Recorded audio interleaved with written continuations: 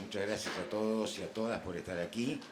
Agradecemos la presencia de mucha gente importante, mucha gente que tiene interés en escuchar a Ernesto Laclau y acompañarnos hoy, y a toda la gente que nos está siguiendo por streaming, por internet.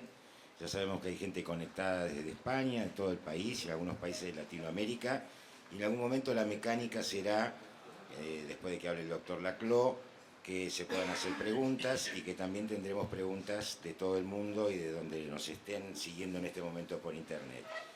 Decir que esto lo organiza el RTA, Canal 7, acá está su presidente, también el Consejo Federal de la Televisión Pública, está el presidente, el director del Canal 11 de Formosa, el ingeniero Bazán, y empezar rápidamente pidiéndole la palabra a Tristán Bauer para que nos dé la bienvenida y para que diga lo que sentimos todos en este momento.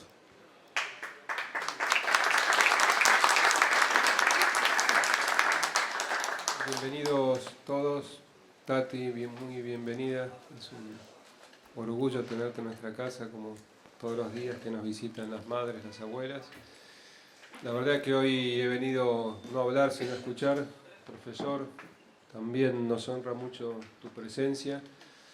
Desde Canal 7, y esto lo hablamos mucho con nuestro director, con Martín Bonavetti, hemos querido abrir esta casa, que es nuestra casa, que es la Casa de la Televisión Pública Argentina, a la participación, al debate.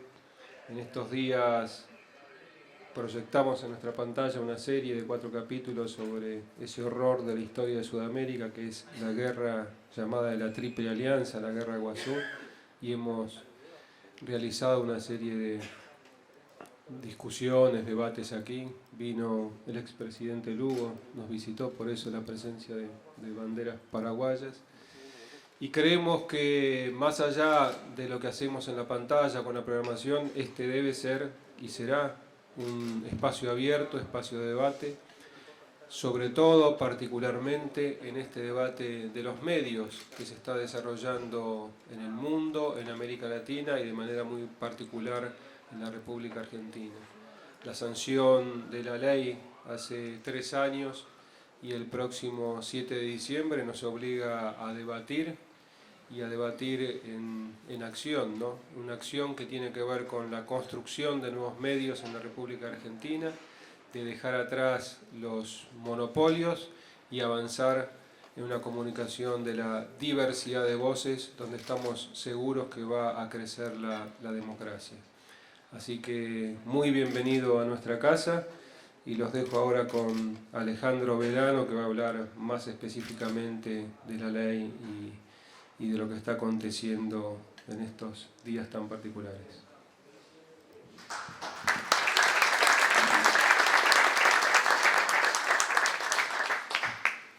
Bueno, buenos días, muy brevemente, porque como bien decía Tristán recién, hoy tenemos el enorme privilegio de poder venir a escuchar, a reflexionar colectivamente sobre los temas de democracia y comunicación que están anunciados en este taller, con una presencia de un prestigio y de una trayectoria que no necesita demasiada presentación entre nosotros. Y además porque esta intervención tiene que ver simplemente con un repaso de temas que todos nosotros más o menos tenemos absolutamente incorporados. Este extraordinario proceso de debate que se ha abierto en nuestra sociedad a partir del impulso primero, de la sanción después y la posterior implementación de la Ley de Servicios de Comunicación Audiovisual, encuentra a la inmensa mayoría de los sectores de la sociedad construyendo un presente luminoso de nuestra patria, construyendo y trabajando todos los días para tener un porvenir para nuestros hijos y nuestros nietos de una sociedad mejor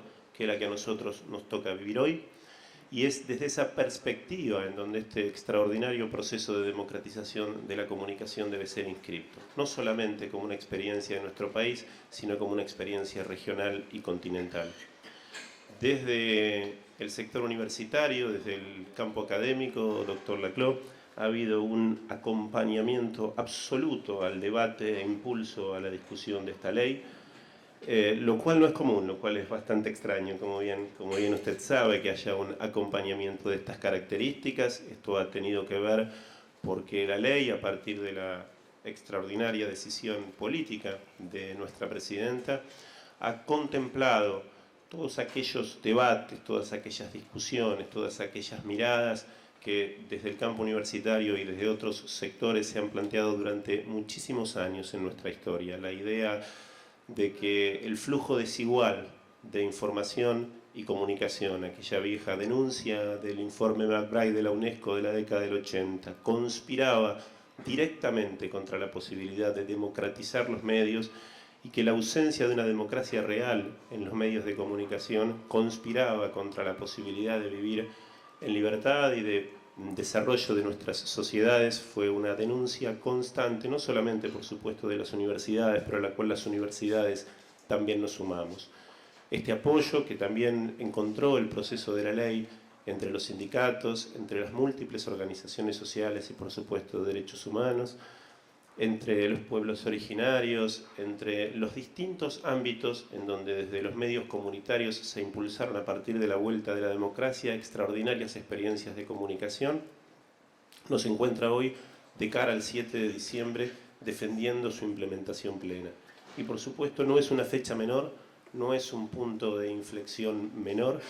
Todos los días aparecen en nuestro país situaciones en las cuales nos obliga a profundizar, y en eso este encuentro va a ser sin duda una extraordinaria oportunidad, nos obliga a agudizar nuestra reflexión en torno a los procesos que nos toca vivir, a preguntarnos cómo es posible que este extraordinario proceso de democratización de la comunicación intente ser presentado como un proceso de ataque o cercenamiento a la libertad de expresión, a preguntarnos cómo es posible que miles de compatriotas la semana pasada se hayan movilizado, reproduciendo acríticamente consignas que dan cuenta de los intereses de los grupos concentrados y monopólicos. Todos esos temas que implican sin duda un ejercicio político, pero también un ejercicio de reflexión y de profundización de análisis para entender las claves de interpretación de nuestra sociedad en esta etapa en donde estamos, frente a un punto de inflexión en la democracia de nuestros medios audiovisuales de comunicación y seguramente en un punto de inflexión de la profundización del modelo de construcción que ha abierto en un sentido inclusivo, federal y representativo los canales de participación para amplios sectores de nuestra sociedad que durante años estuvieron postergados.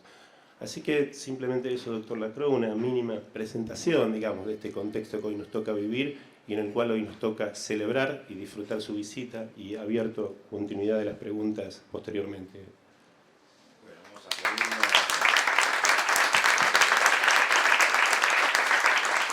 Agradecer a la gente de Debates y Combate, la revista, a Federico Zapata, a Gabriel Gijena, que está aquí, que es director nacional de preinversión del Ministerio de Economía y que es uno de los articuladores de la presencia del doctor Lacroix en la Argentina. Y también a Graciela Ramos de la Universidad de La Rioja, que ha sido una gestora muy insistente, como les decimos, lo que la conocemos desde hace años en el Consejo Federal, una picasesos que insiste y trabaja. Y presentar a Ernesto Lacroix, a quien todos, a pesar de él, lo califican como politólogo y que realmente es un filósofo y de prestigio internacional, obviamente. Y uno podría leer y buscar en internet, por supuesto, y estar una hora hablando de todos los antecedentes, pero creo que a veces a uno lo que mejor lo definen son los enemigos. Y entonces lo voy a presentar como lo presentó la revista Noticias, el ideólogo de la división en la Argentina, el doctor Ernesto Lacroix.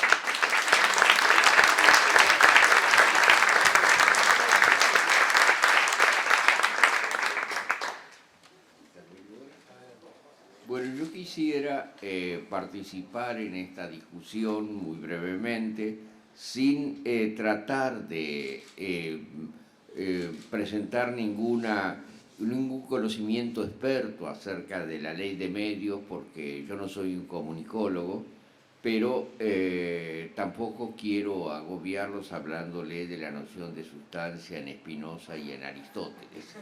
O sea que lo que voy a hacer es decir ciertas cosas acerca del proceso de la democratización que los países latinoamericanos están experimentando y de qué manera una ley de medios se ha transformado en una pieza fundamental de ese proceso. Si yo tuviera que describir lo que fue el desarrollo de la democracia en forma comparativa entre Europa y América Latina, yo señalaría una diferencia fundamental. En Europa, a comienzos del siglo XIX, la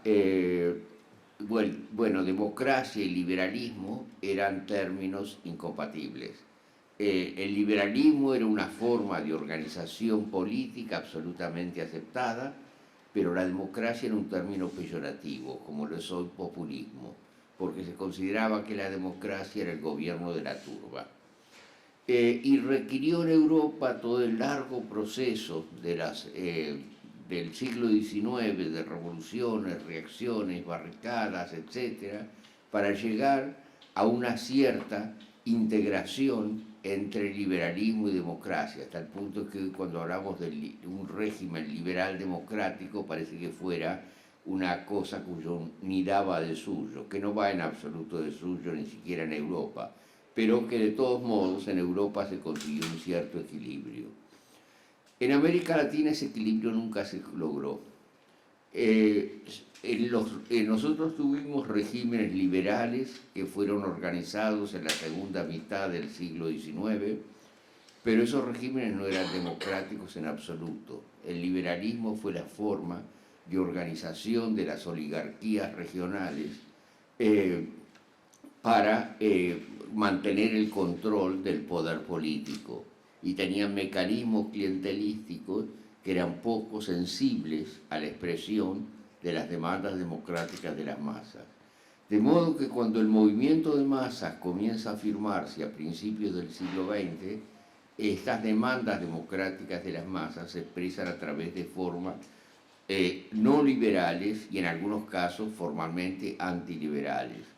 Piensen ustedes en todo el proceso en Brasil que lleva desde el año 20, el fuerte Copacabana, la columna Prestes, la revolución del 30, hasta el Estado Novo.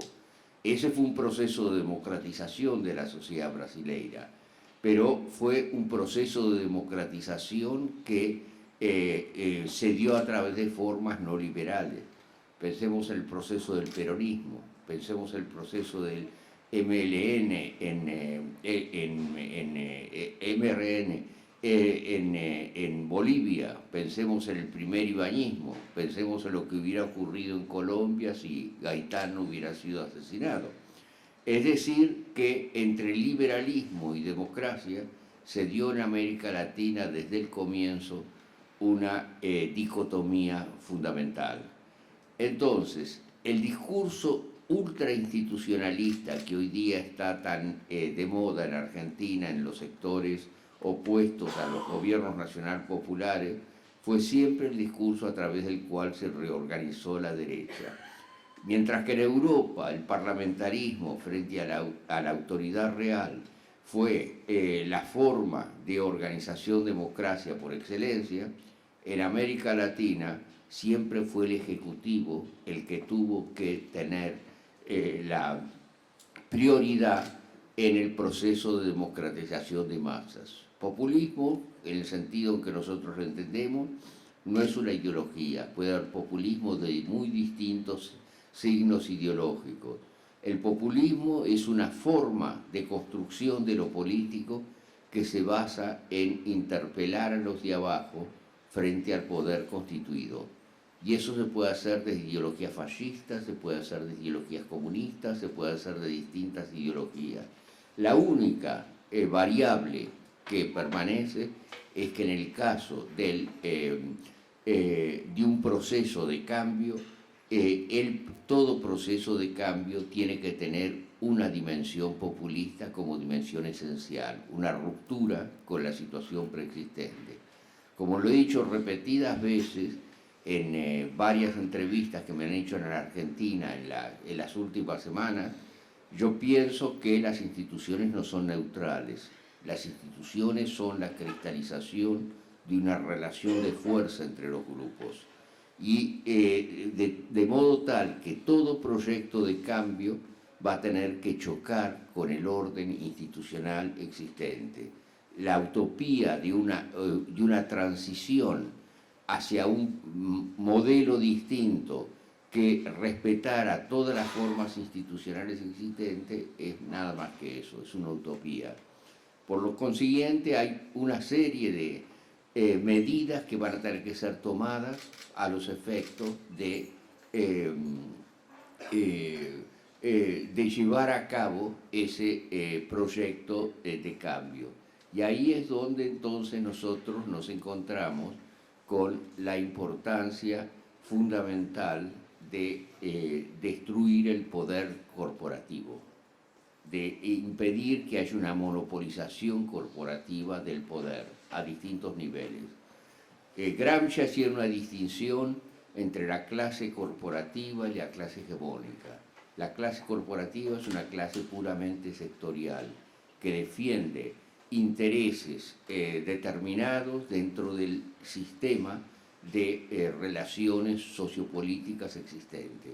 La clase hegemónica es la que trate de alterar ese sistema.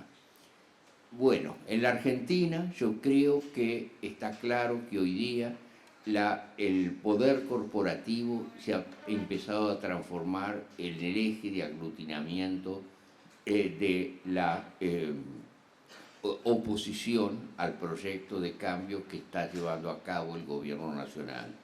En la Argentina hemos tenido tenemos, mejor dicho, una situación en la cual la oposición política está enteramente deshilachada. El sistema de los partidos políticos tradicionales es incapaz de reestructurar o de estructurar ninguna propuesta real, alternativa de cambio. Entonces, como ocurre generalmente cuando esos procesos de vaciamiento de las formas de representación política tienen lugar, el centro de la oposición está pasando a otro punto. Y ese centro de la oposición está representado por el poder corporativo de los medios audiovisuales, de los medios de difusión masiva. Ese poder corporativo es un poder que tiene que ser quebrado.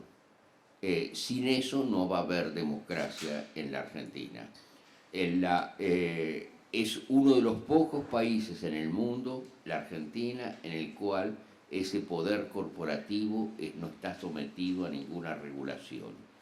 En Estados Unidos, un propietario de canales de televisión no puede también ser propietario de diarios. Y en casi todos los países del mundo que tienen una orientación democrática hay una restricción fundamental a la acción corporativa. En la Argentina la ley de medios representa un avance fundamental en esa dirección.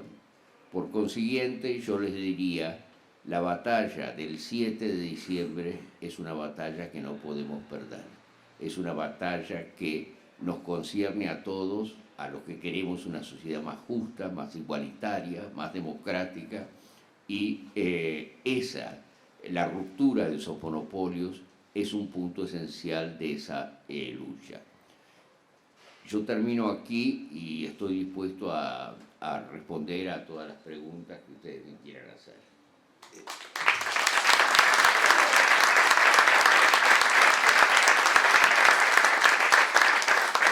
Doctor, si me permite, ¿alguna opinión o reflexión suya sobre los efectos y las que puede causar el 8N, ese famoso 8N, su lectura de esa movilización?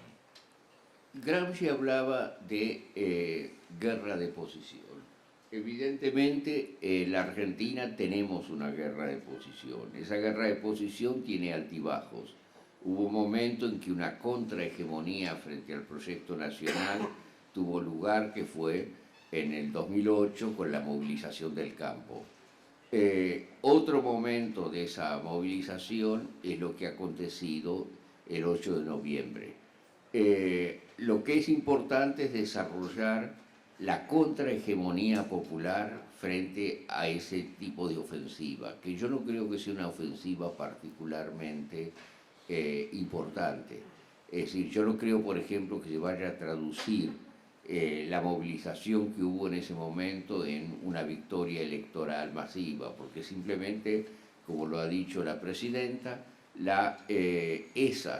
esos grupos no presentaban reivindicaciones específicas, pero representaban un malestar generalizado en ciertos sectores sociales, pero transformar eso en un programa político es una tarea bastante ardua y que no sé si van a tener demasiado éxito, pero lo importante es que las fuerzas que están defendiendo el proyecto actual tengan el potencial para firmar ese proyecto como lo que se llama en las discusiones el modelo. El modelo argentino en este momento es un modelo que empieza a inspirar respeto en varios lugares del mundo. Yo lo digo yo que vivo en Europa, donde la ofensiva anti-latinoamericana ha sido sumamente fuerte en los medios, pero hoy día con la crisis del neoliberalismo se empieza a ver que lo que se está implementando en América Latina, en ciertos regímenes latinoamericanos, es algo que tiene que generalizarse. Jean-Luc Mélenchon, el dirigente de la izquierda francesa que ha visitado la Argentina hace unas pocas semanas, lo ha dicho claramente. De lo que se trata es de latinoamericanizar a Europa.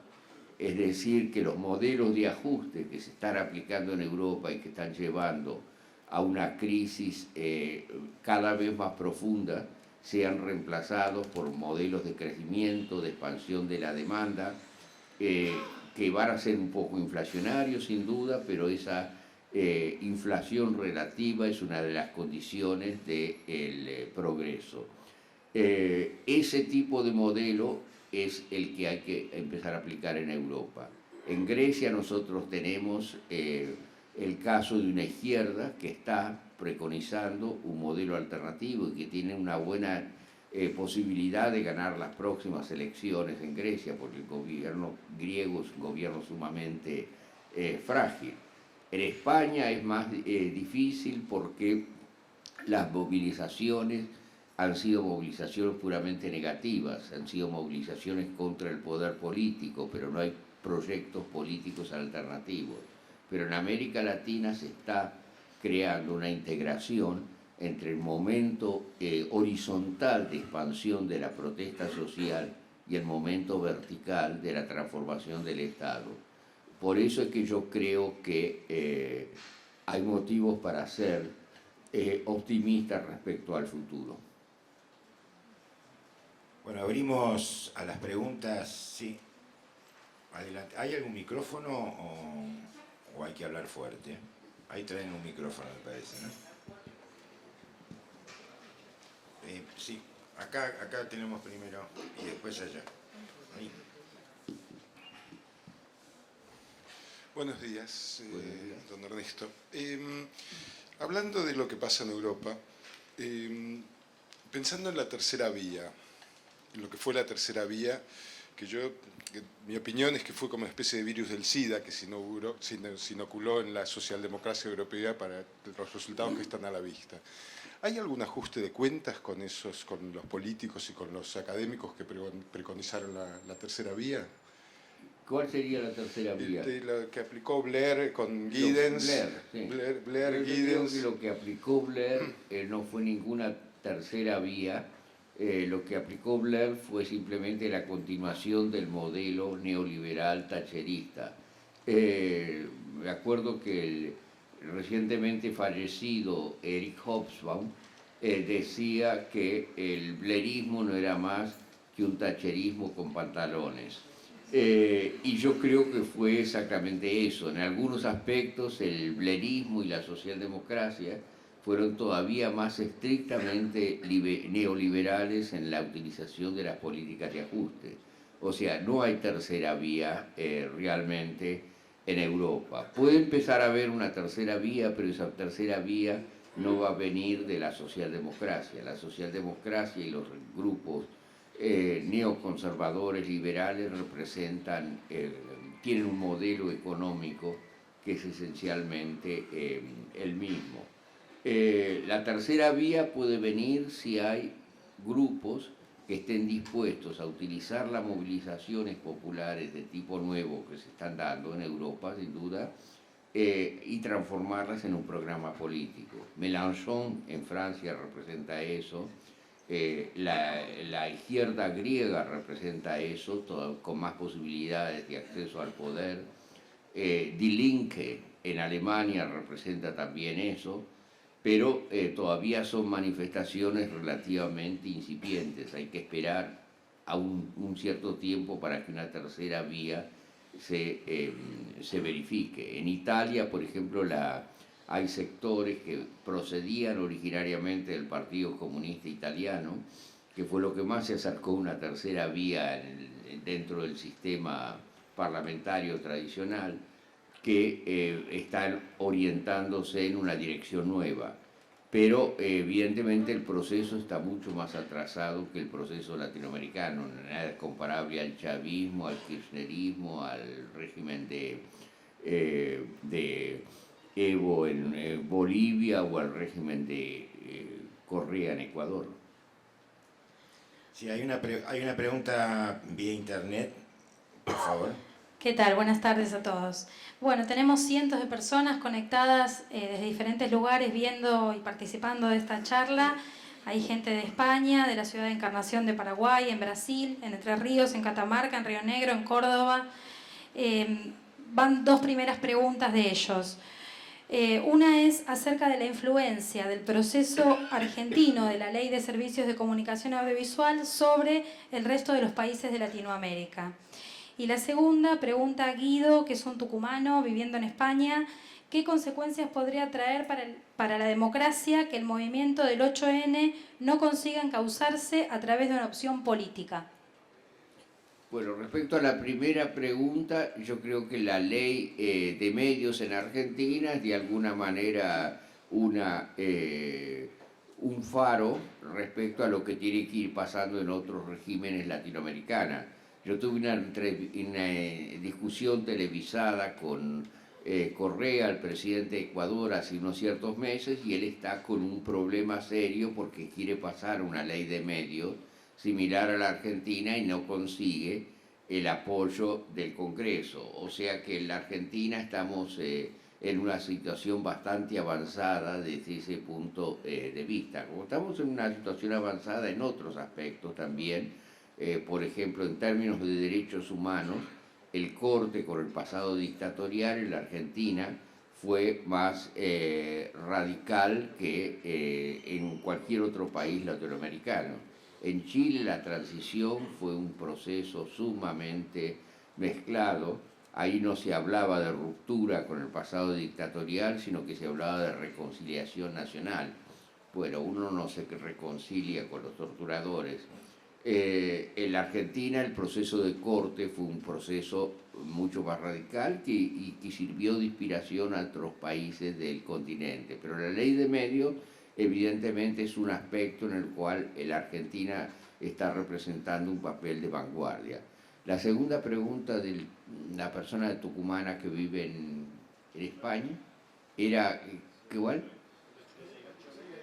Al respecto de las influencias en la democracia, si el movimiento del 8N no consigue encauzarse a través de una opción política. Bueno, a eso hay que ver.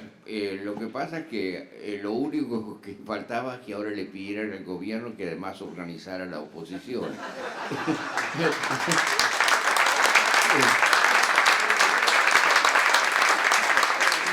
La oposición tiene que demostrar su capacidad de autoorganización. Claro que si ahí hay energúmenos tipo Elisa Carrió, nunca van a conseguir estructurar nada. Pero yo había pensado, por ejemplo, después de las elecciones, que de pronto alrededor de Birner se podía empezar a ver una oposición que fuera centro-derecha, liberal, pero más viable.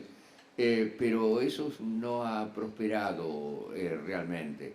Lo que pasa es que para empezar a organizar un sistema bipartidario, por ejemplo, lo que es necesario es que la gente comparta ciertos aspectos fundamentales del modelo imperante. el welfare state, el estado de bienestar, surgió en Inglaterra por obra del gobierno laborista, pero todos los principios del welfare state fueron aceptados también por el Partido Conservador.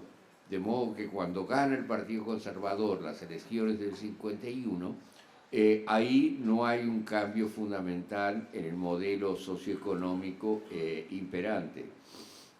El blairismo y el thatcherismo compartieron también el proyecto neoliberal. O sea, lo que se necesitaría sería una oposición en la Argentina que aceptara las características fundamentales del modelo imperante, del modelo antineoliberal que ha empezado a existir a partir de 2003 y que presentara ciertas opciones políticas de ese modelo un poco diferentes. Si esa situación se diera, se podía llegar a un sistema bipartidista. Pero por ahora no hay ninguna seña de que la oposición tenga ningún plan coherente en esta dirección. O sea que me parece que probablemente el bipartidismo no sea una solución. Por ejemplo, en Venezuela Capriles empezó a decir que él iba a aceptar las misiones y aspectos fundamentales del modelo chavista. Y entonces fue lo más que se acercó a una oposición creíble en la historia venezolana de los últimos 15 años. Porque evidentemente no va a haber vuelta atrás en Venezuela, no se puede volver a la sociedad anterior al chavismo, pero si se aceptan aspectos fundamentales del modelo chavista y hay matices de opinión en un sentido distinto, bueno, ahí se podría articular una oposición creíble, y esa oposición de Capriles fue lo más cerca a una oposición creíble que yo he visto en Venezuela. En Argentina no está ocurriendo nada de este tipo. Por consiguiente, la situación de la oposición es una oposición bastante desesperada y solamente pueden apelar a cacerolazos y a movimientos de los medios de comunicación. El otro día me decía un mozo en un bar cerca del hotel donde yo estoy parando, que ya no se pueden leer los diarios, porque antes los diarios daban información. Ahora los diarios lo que se dedican es a hacer campañas políticas. Antes decía, de vez en cuando la opinión del diario se expresaba a través de un editorial, ahora se transforma en una especie de campaña frenética. Bueno, de esa manera es muy difícil consolidar un sistema democrático. Sí. Buenos días, muchísimas gracias por su presencia. Mi nombre es Oscar Robito. En el final, o sobre el final de su exposición, usted dijo algo que, a ver, no nos podemos asombrar de muchas cosas que pasan, de las estrambóticas a las cuales se refería la presidenta, pero usted dijo algo que resulta sumamente inquietante, como que la batalla del 7D no la podemos perder. Cuando uno ha visto que esa ley ha sido sometida a una consulta popular como nunca antes, aprobada por amplia mayoría en el Congreso, luego demorada por artilugios y corruptelas de tipo Leguleya. Pensamos que, tomando el argumento del grupo, diríamos que el 7D no debiera pasar nada, simplemente cumplirse desde el punto de vista de la ley con una fecha término a la cual, bueno, se termina el periodo de los artilugios, ¿no? Entonces por eso le decía que uno recibía como inquietante esto de la batalla, porque casi presupondría que tenemos una batalla con la justicia. No, yo no creo que tengamos una batalla con la justicia está con nosotros. Lo que tenemos es una batalla con lo que usted muy bien ha calificado como artilugios. Van a inventar alguna cosa para tratar de que la ley no pueda implementarse. Pero ahí yo confío en la fuerza de voluntad de la presidenta y en la fuerza de voluntad de mi gran amigo Martín Sabatella para que ley sea cumplida e implementada, porque hay alguna forma, por ejemplo, que empezaran a decir que están vendiendo los medios, pero que los que aparezcan sean testaferros, de modo que siga la misma cosa anteriormente, y ahí va a haber que hacer un esfuerzo legal para impedir que esas cosas ocurran. Usted, doctor, decía que, refiriéndose al cacerolazo del 8 de noviembre, que era necesario que se generara una contraofensiva de la hegemonía popular. ¿Cómo se la imagina o a través de qué instrumentos piensa usted que puede vehiculizarse? ¿Lo puedes repetir, por favor? Sí, que a raíz del cacerolazo del 8 de noviembre usted decía que ahora se debería generar una contraofensiva hegemónica y popular. Entonces yo pregunto, ¿cómo se imagina usted la organización de esa contraofensiva? Yo no sé, parece, ahí ya no sé exactamente cómo el gobierno está encarando la cosa, pero necesitaríamos un segundo acto de Vélez, como el que ocurrió hace un tiempo, y la ocasión del 7 de diciembre es una muy buena ocasión para hacer un acto masivo de ese estilo. No hay que pensar que los cacerolazos del 8 de noviembre han sido un punto de inflexión. Bueno, claro que los medios dominantes tratan de presentarlo en esos términos, pero no es un momento de inflexión fundamental. Es un momento de una guerra de posición, como lo fue la manifestación del monumento de los españoles durante la cuestión por el campo. O sea que hay batallas que hay que ganar, batallas que van a exigir un cambio estratégico y cosas así. Lo esencial es que no haya una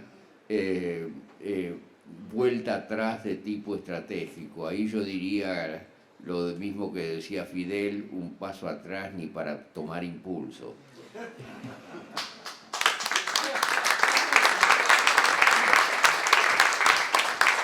Buenos días, señor. Realmente un placer, como siempre, escucharlos. Soy Tati Almeida, madre de Plaza de Mayo, Sí. Viña fundadora. Y dos cosas Y se quería... olvidó el pañuelo. Sí, me lo olvidé. Bueno, primero lo que usted hablaba recién con respecto a derechos humanos, que somos realmente pioneros acá en la Argentina. Y bueno, tenemos que recordar que realmente lo logramos, esta justicia legal que por tantos años exigíamos, jamás justicia por mano propia. Primero por la lucha inclaudicable de los organismos y de tanta gente que no bajamos los brazos. Pero además, por supuesto, porque encontramos a nuestro querido otro hijo, Néstor Kirchner, que fue el primer presidente que tomó a los derechos humanos como política de Estado. Esa era una. Y la otra es una pregunta, creo que es la pregunta del millón. ¿De qué manera podemos, no digo obligar, que es muy fea la palabra, persuadir a estos grandes monopolios para que realmente acepten la ley? ¿De qué manera puede ser contundente para que realmente se convenzan? No sé si se van a convencer, pero realmente que la tienen que aceptar el día 7 de diciembre. Gracias. Sí, bueno, respecto al primer punto estoy enteramente de acuerdo contigo. Respecto al segundo punto, no es que se los vaya a persuadir de que tienen que aceptarle, es que van a tener que ser forzados a aceptarla. Y ahí tenemos nosotros una bomba molotov muy importante que se llama Martín Sabatella. Y yo estoy convencido de que él va a implementar la ley en todas sus dimensiones. He tenido conversaciones con él y hablamos acerca de distintos aspectos y él está decidido a que esa ley va a ser implementada. Y el gobierno nacional está decidido a que esa ley va a ser implementada. O sea que hay momentos en que la persuasión termina... Para ser suave. Sí. Lo que decía Gramsci es que la hegemonía es la mezcla de persuasión y coacción. Hay fuerzas que pueden ser persuadidas y fuerzas que tienen que ser simplemente opuestas. Yo no creo que se vaya a persuadir al señor Héctor Mañeto de que la ley es una cosa buena, pero él tiene que ser forzado a aceptar la decisión del poder político, del Congreso, de la Corte y demás.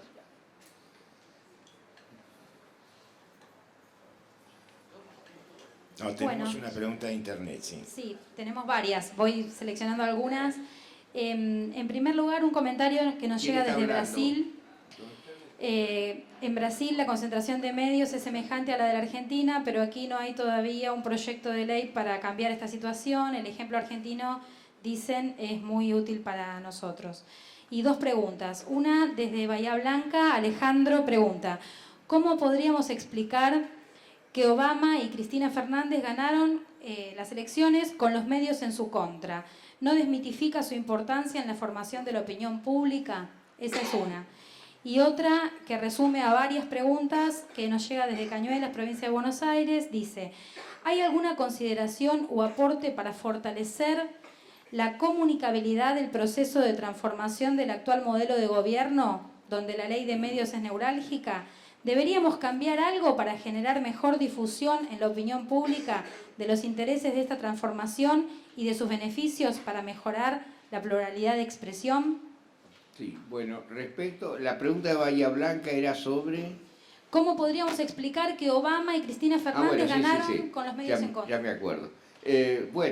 Respecto a eso, hay motivos para ser optimista. Quiere decir que los medios de difusión masiva son un factor de poder, pero no son un factor de poder que no pueda ser cuestionado. Es decir, que la gente no es estúpida, finalmente.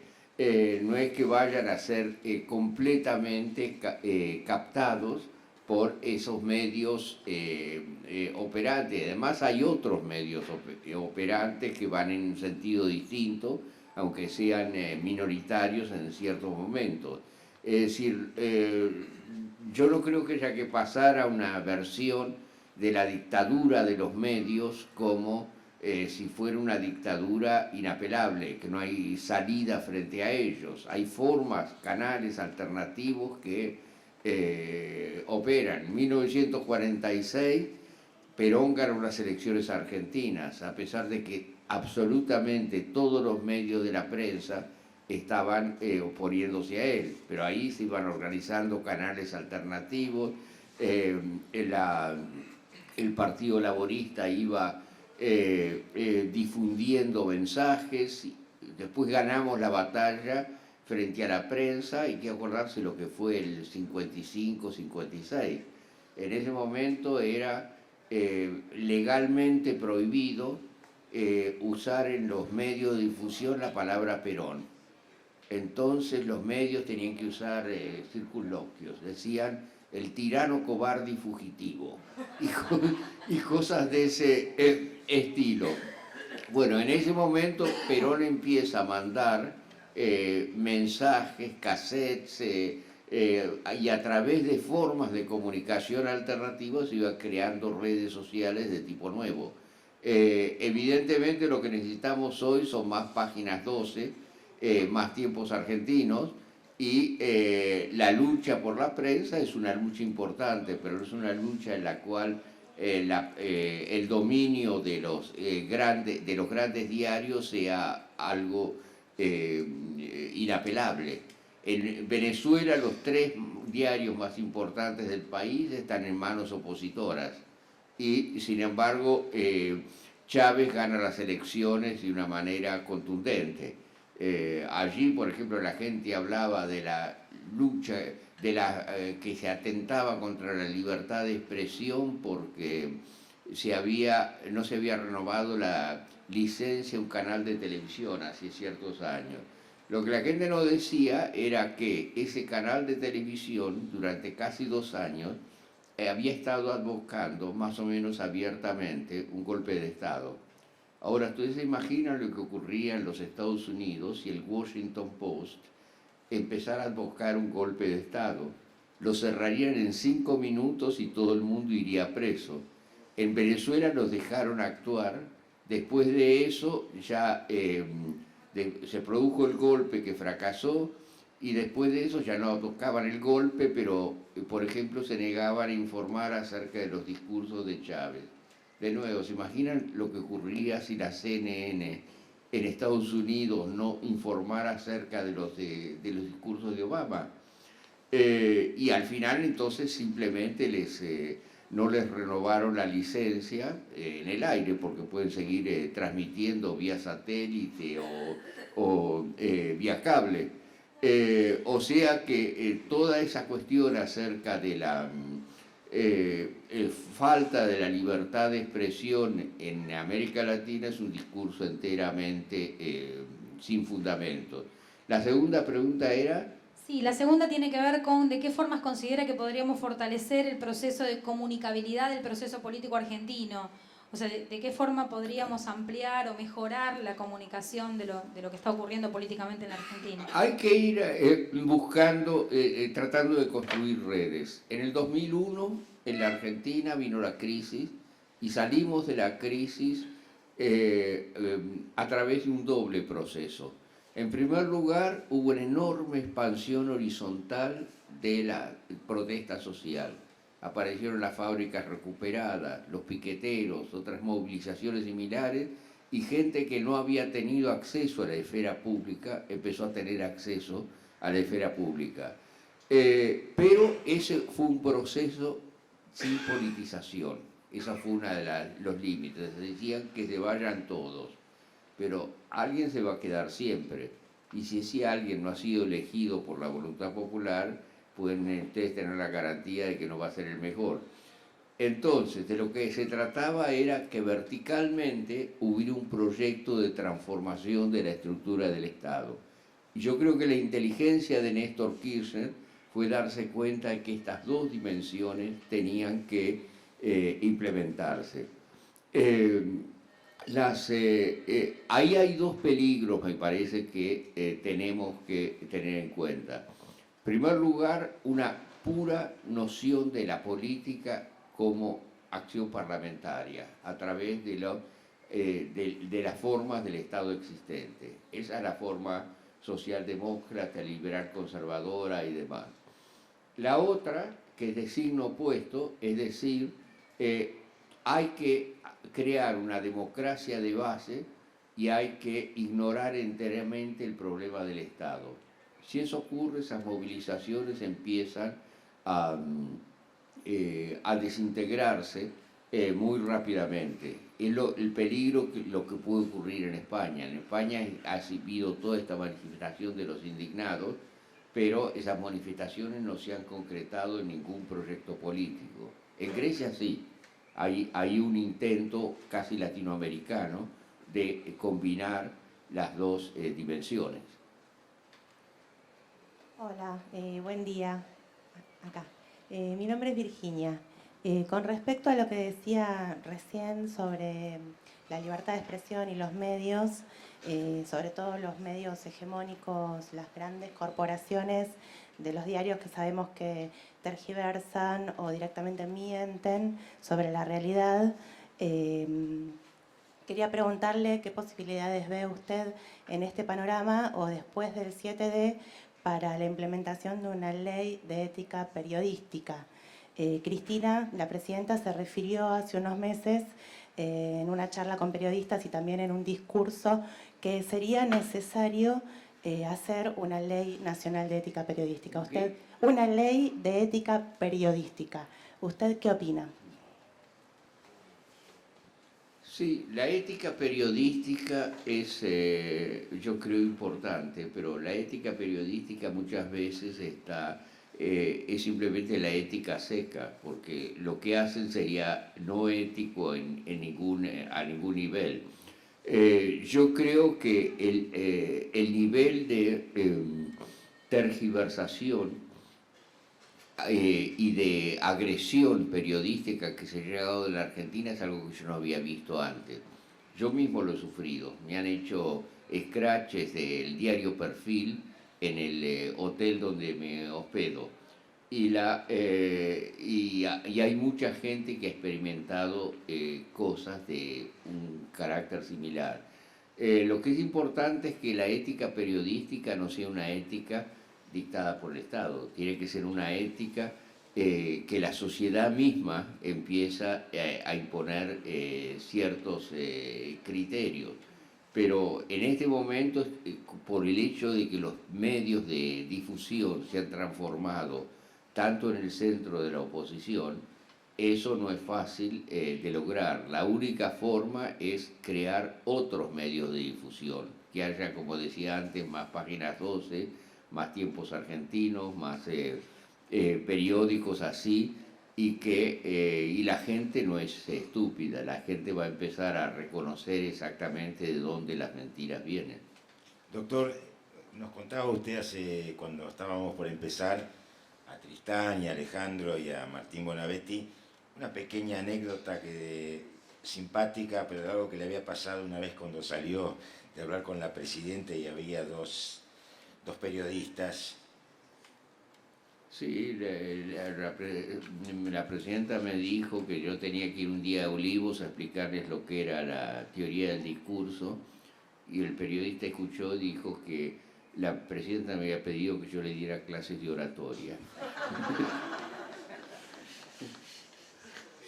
Eso es tergiversación.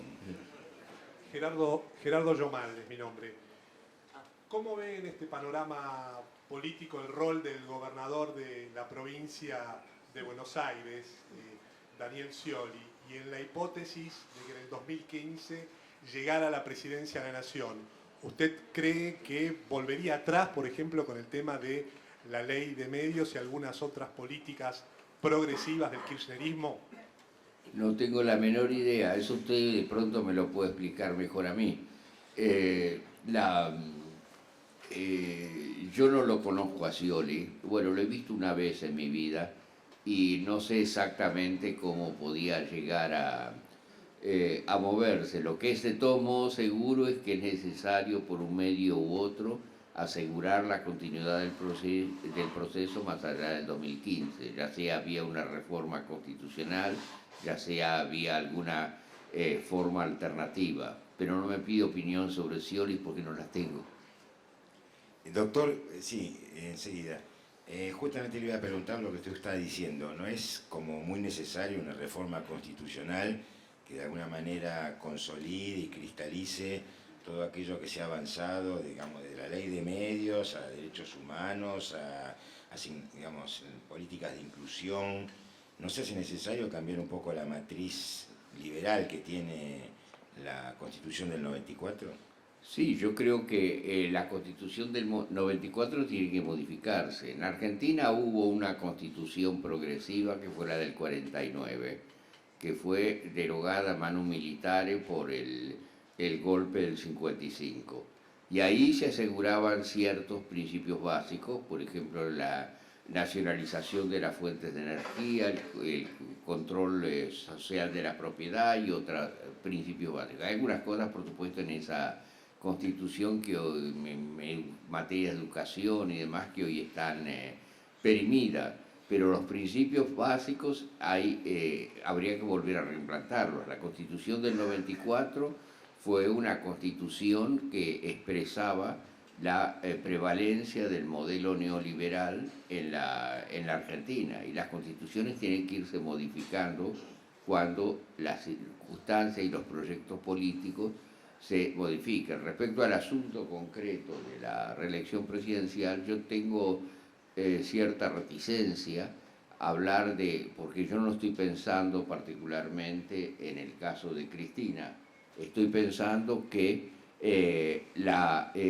cláusula de la imposibilidad de la reelección presidencial es una cláusula antidemocrática, porque si la gente está compenetrada con un cierto proyecto y ese proyecto se ha plasmado en una cierta figura, no puede haber una imposibilidad legal a que esa persona sea reelegida. En Brasil la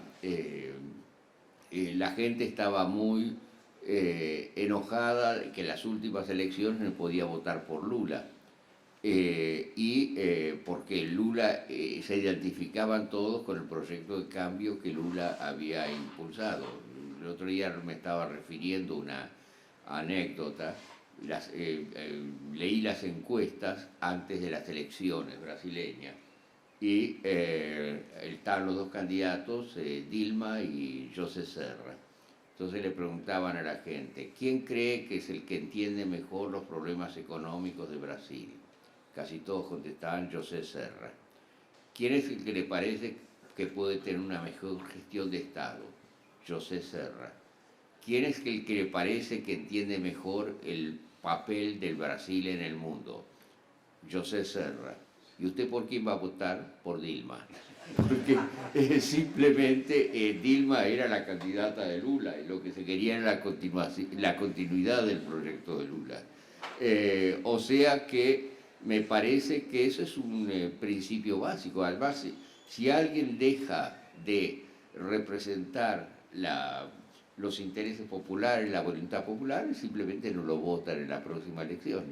Pero que haya una imposibilidad legal a la reelección me parece que es una noción completamente antidemocrática. Lo que se trata de hacer es de que haya un sistema presidencial sumamente débil, de modo que se empiecen a esparcir en otras instituciones el poder y a través de eso se van consolidando los grupos conservadores.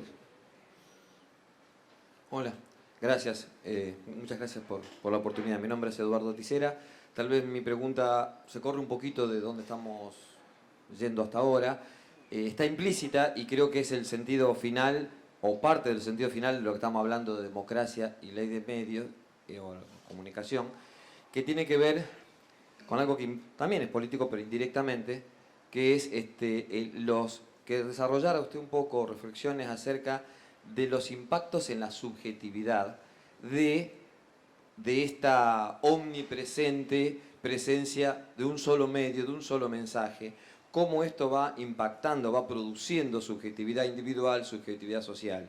Yo creo que con lo que conozco de Néstor Laclau hay elementos más que interesantes y suficientes para pensarlos, porque además también hacen a la política, es lo esencial, digamos, porque además de los negocios quieren crear, o están creando y defendiendo la presencia de una sola cultura, de una sola manera de ver el mundo, y eso tiene un impacto y es un sentido político también para ellos y una preocupación para nosotros. Sí, yo creo que estoy de acuerdo con usted. No puede haber un solo discurso. La noción de un pensamiento único va en contra de la democracia y por eso es necesario asegurar el pluralismo. Por eso es que yo estoy en contra de la concentración de los medios de difusión en manos de ciertos monopolios. Tampoco tiene que ser un monopolio del Estado. Lo que es necesario es crear una diversidad de elementos, de formas y de fuerzas.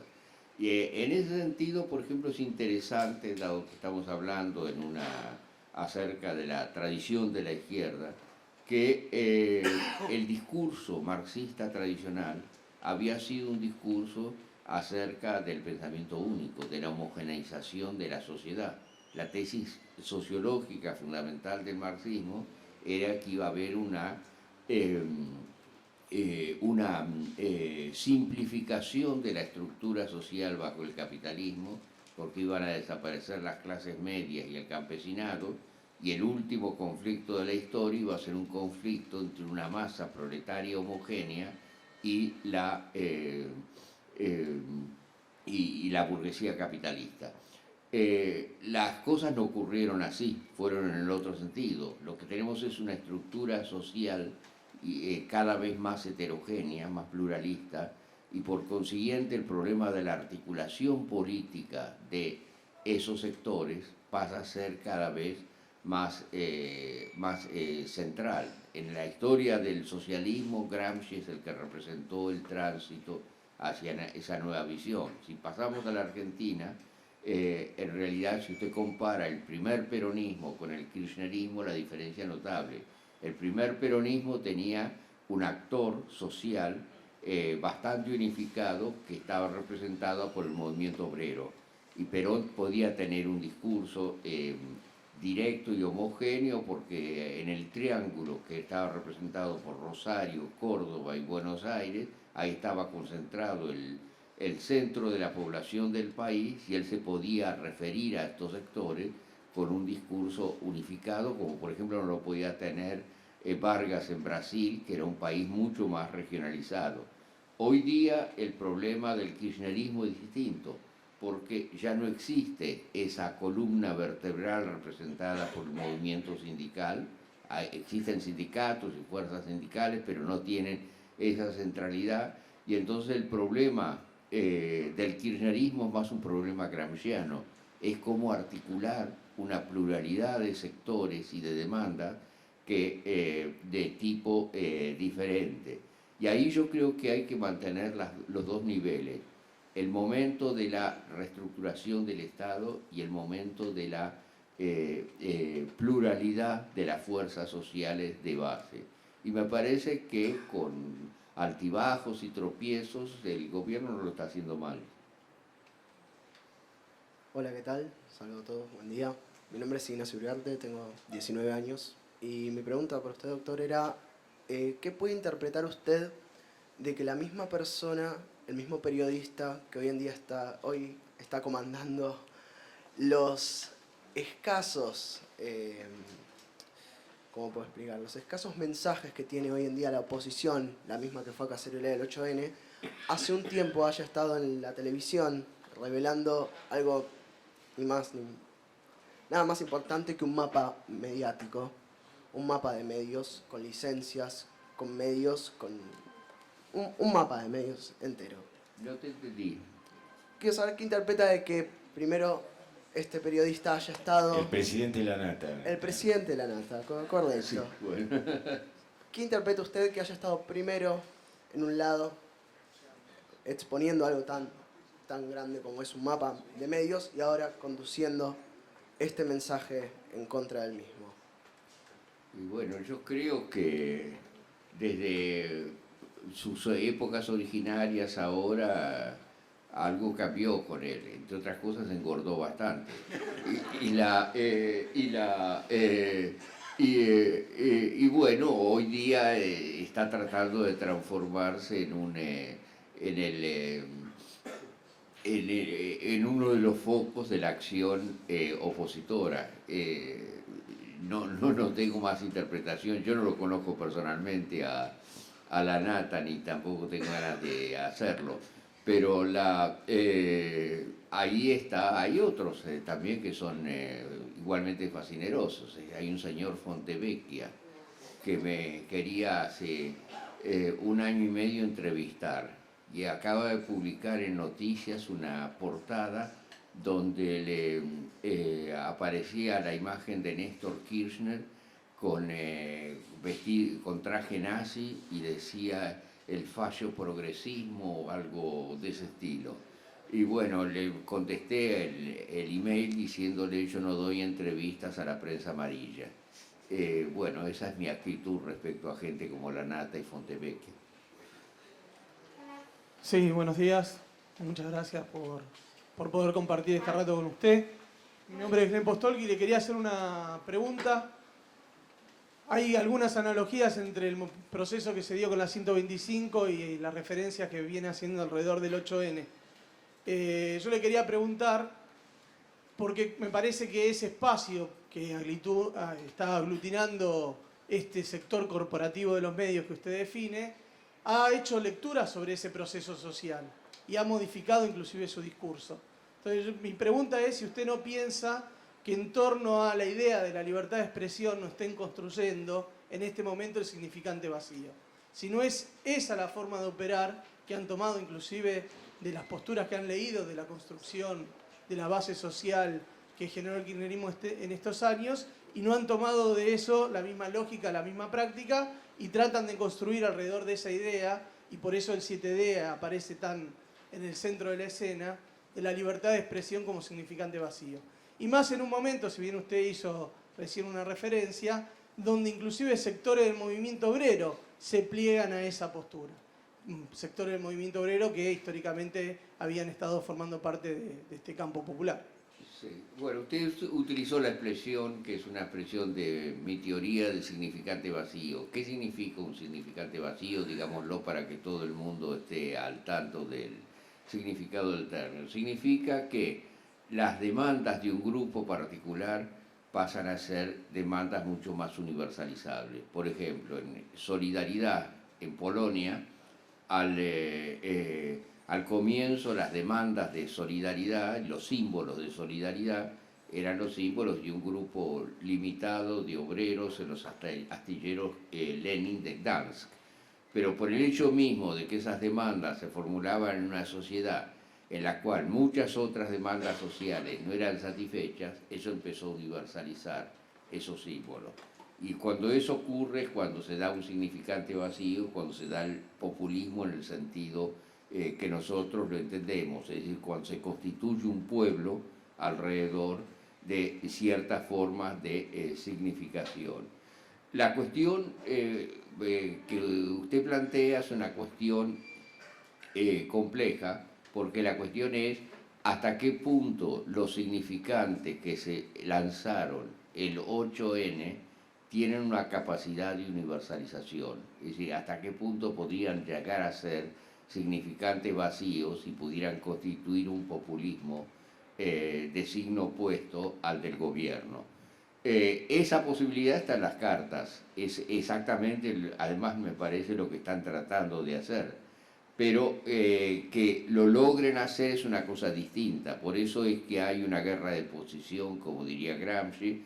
Tenemos distintos significantes vacíos que tratan de aglutinar los movimientos de una manera alternativa. Por eso me parece que el 7D tiene una significación de símbolo más allá de la medida concreta que se refiere a los medios.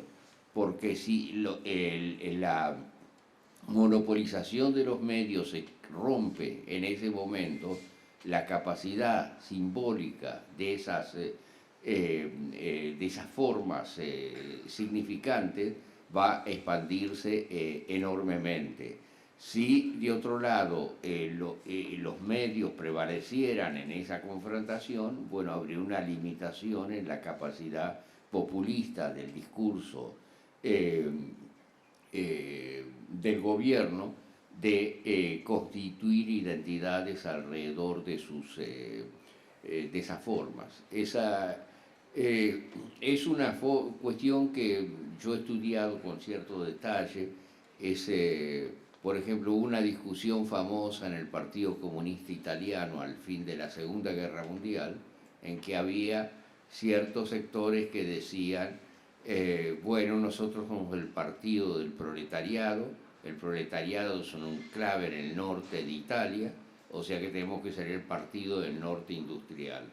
Había otros sectores que decían, no, tenemos que expandir la hegemonía del partido también en el Mezzogiorno, en el sur de Italia. ¿Y cómo si la clase obrera es tan débil? Bueno, vamos a transformar a los locales del partido y del sindicato en los puntos de aglutinación de una cantidad de movilizaciones. Por ejemplo, la movilización por el problema del agua, la lucha contra la mafia, las cooperativas escolares, etc. Y entonces al final eso iba dando a los significantes comunistas una capacidad de expansión mucho mayor, y al final decir comunismo era lo mismo que decir democracia. El Partido Comunista Italiano en los 20 años posteriores a la Segunda Guerra Mundial fue una enorme fuerza de democratización en la sociedad italiana. O sea que lo que vamos a tener es una lucha hegemónica allí entre varios significantes de un campo y de otro campo que van a tratar de absorber y dar forma al movimiento popular. Y esa es la lucha. Bueno, hola. Tenemos dos preguntas más desde la web, desde Encarnación Paraguay. Nos preguntan cómo se puede afianzar la unidad latinoamericana para que en otros países se puedan dar políticas como las de medios o los juicios a los dictadores latinoamericanos que son muy resistidas. Y por otro lado... Espera, le contesto a esa y después me decís perfecto. La otra. Yo creo que la unidad latinoamericana está empezando a ser una unidad efectiva y real. Yo me acuerdo que en el 1949 Jorge Abelardo Ramos había escrito un libro llamado América Latina, un país. Y eso parecía una utopía absolutamente absurda. Hoy día esa unidad latinoamericana se está concluyendo, se está consolidando. Es decir, que yo no creo que haya destino para naciones balcanizadas, hay solamente destino para América Latina como un todo. Y eso va a requerir una integración creciente a nivel económico, a nivel político, a nivel cultural. Esa yo creo que es la tendencia general. Con la entrada de Venezuela al Mercosur, yo creo que el Mercosur se ha consolidado como uno de los grandes bloques económicos internacionales. La Comunidad Europea no tiene el mismo potencial ni la misma fuerza. O sea que estamos en una situación clave desde ese punto de vista. Yo me acuerdo cuando yo era joven, de vez en cuando el presidente argentino hacía una visita a Chile y firmaba un contrato sobre derechos de autor o cosas así. Hoy día los presidentes se consultan constantemente y toman decisiones conjuntas. Es decir, que me parece que la unidad latinoamericana es un principio fundamental y es un principio que está empezando a tener una efectividad y una realidad práctica. Vamos a la otra ahora. La otra, a partir de la reflexión que de alguna manera la ley de medios significa para los grupos monopólicos la dictadura de la democracia, en este sentido de sarcasmo. ¿Qué reflexión le merece esta antítesis entre estas ideas por parte de las empresas de medios? Esto de la dictadura de la democracia. ¿Me la puedes repetir la pregunta, por favor? Sí, a partir de esta idea de que los grupos monopólicos consideran la ley de medios como la dictadura de la democracia. ¿Qué reflexión le merece esta antítesis entre estas ideas por parte de la empresa de medios? Y bueno, las empresas de medios van a tener que ser limitadas en su capacidad de ser empresas. Es decir, que lo que va a haber que hacer es democratizar el sistema de medios, de modo que una empresa no pueda tener el control de todo un sector de la opinión. No se trata de limitar la libertad de expresión de las empresas. Cada empresa de medios tendrá su propia opinión y hará sus propias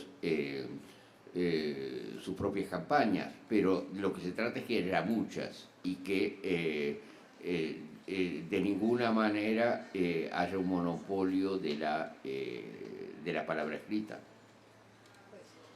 ni de la palabra hablada, por supuesto. Buenos días, mi nombre es Álvaro Ruiz. En relación a algunas de las cuestiones que usted vino planteando en estas últimas respuestas, pero además en un principio cuando se refería a la situación de Europa, la mirada que había desde esos países, en la necesidad para algunos de una cierta latinoamericanización de los procesos europeos. ¿De una cierta? Latinoamericanización de los procesos europeos. Lo que le pregunto es, los procesos que se viven en América Latina, particularmente en Sudamérica, usted refirió Venezuela, Ecuador, Bolivia, Argentina mismo, van teniendo alguna homogeneidad, no solo en las respuestas económicas, sino básicamente en las construcciones políticas.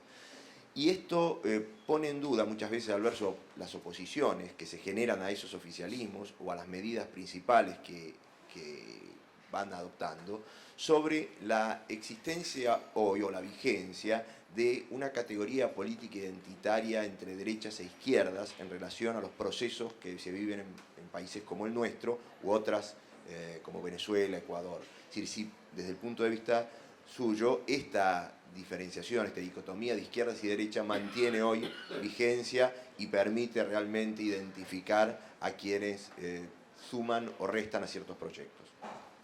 Sí, bueno, yo creo que mantener la dicotomía entre izquierda y derecha es absolutamente fundamental. Uno de los problemas que Europa enfrenta es que la diferencia entre los sectores liberal conservadores y los sectores socialdemócratas se ha desdibujado tanto que la gente tiene la impresión de que está frente a un sistema de poder y se siente cada vez más desinteresado de la política. Yo creo que constituir la división social entre una izquierda y una derecha es lo que mantiene la posibilidad de la democracia, porque la gente entonces razona y tiene la posibilidad de hacer elecciones. Si la gente tiene la impresión de que cualquiera que ellos voten va a hacer exactamente lo mismo, entonces al final se acaban desinteresando del proceso político. El resultado de eso muchas veces es que entonces las formas más radicales de oposición pasan de la izquierda a la derecha radical. En Francia, por ejemplo, está el fenómeno de lo que se llama el gauche-lepenismo, que es mucha gente que era votante del Partido Comunista, porque el Partido Comunista representaba una opción frente al sistema, hoy día, con el Partido Comunista integrado al sistema socialdemócrata de poder, ha pasado a votar por Le Pen, porque representa la opción más radical.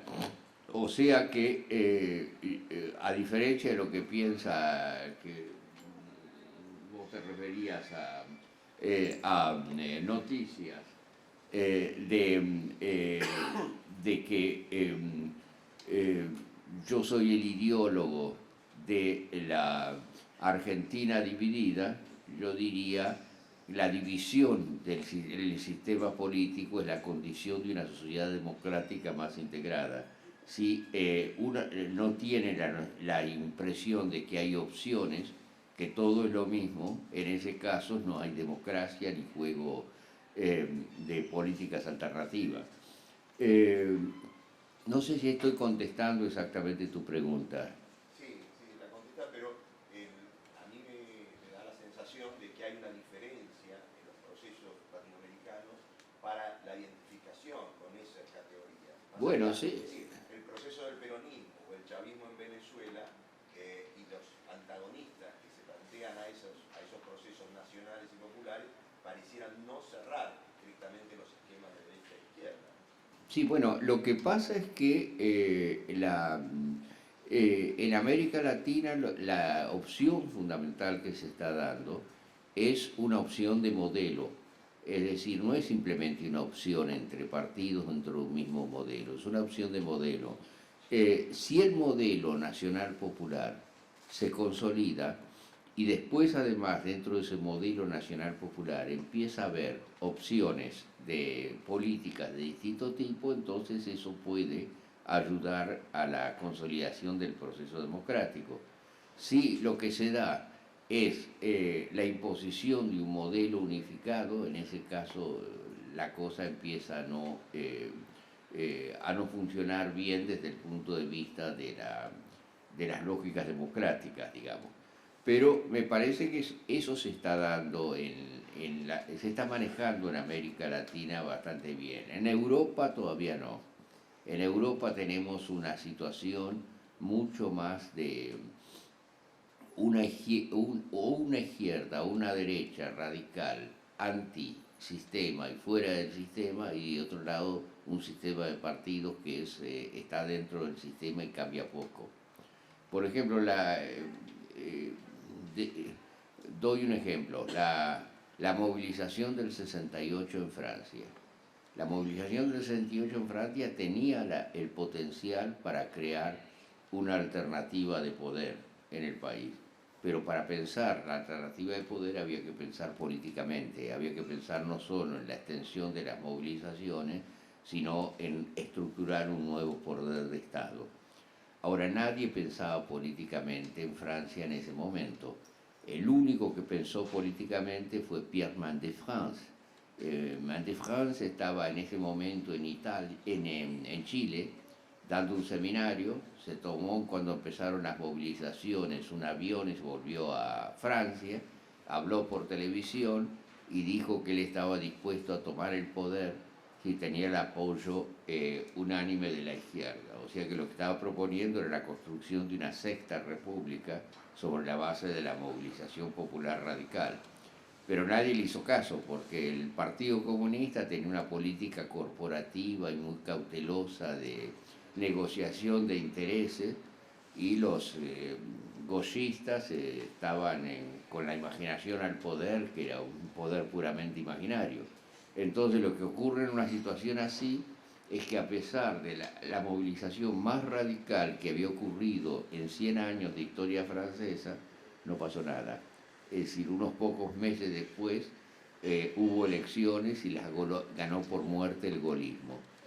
Y no es porque la gente fuera especialmente gaulista en ese momento. Un año después, De Gaulle perdió las elecciones en Francia. Era porque si la gente ve que la única alternativa al orden existente es el desorden total, en ese caso la gente, hay un terror al vacío y se prefiere cualquier orden en la medida en que sea orden a la posibilidad de desorden radical. Si uno piensa en la Argentina en el 73, ahí se perdió una oportunidad histórica de primer orden, porque el régimen militar había sido derrotado masivamente en las urnas, pero vino la militarización y todas las ideologías alrededor de la militarización, y eso permitió que la derecha se fuera reconstituyendo rápidamente. Bueno, Perón no es que ayudara tampoco mucho, hay que decirlo. También lo iban a ver la juventud peronista y les decía: yo les doy el Ministerio de Deportes y ahí pueden hacer lo que quieran.